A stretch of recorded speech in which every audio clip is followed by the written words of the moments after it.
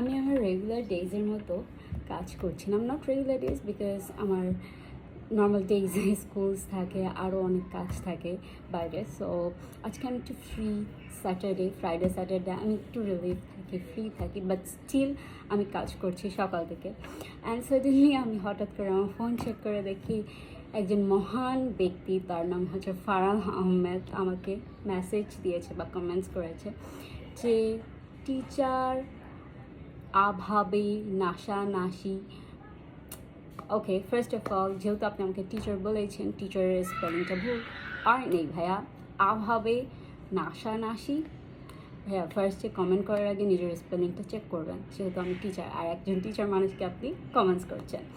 Second of all, আমার personal life সাথে আমার স্টুডেন্টসদের কোনো কমিউনিকেশন নেই। আমার তাদেরকে পড়ানো পর্যন্ত, বোঝানো পর্যন্ত, দ্যাটস অল। তারপরেও আমার কিছু কাজ থাকে। অ্যান্ড নাশানাশি, whatever you have said, যে ওটা আমার না ক্লিয়ার করলেও হয়, that is my personal choice actually. আমি অনেক বেশি নাচানাচি করি এরকম কিছুই না, আপনি যেভাবে বলছেন।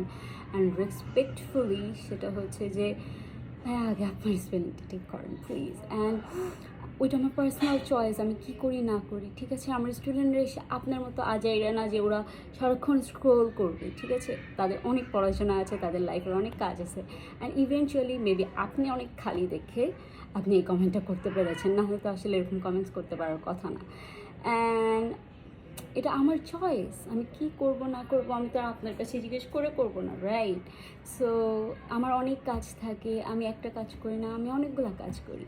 সো আমার এত টাইম নাই। আজকে যেহেতু একটু টাইম পেয়েছি, হঠাৎ করে আমি ফোনটা খুলে দেখি আপনার এরকম সুন্দর একটা মেসেজ, মানে কিছু বলার নাই। বাট আপনার স্পেলিংগুলোর উপর একটু কাজ করবেন ভাইয়া, প্লিজ। বাই।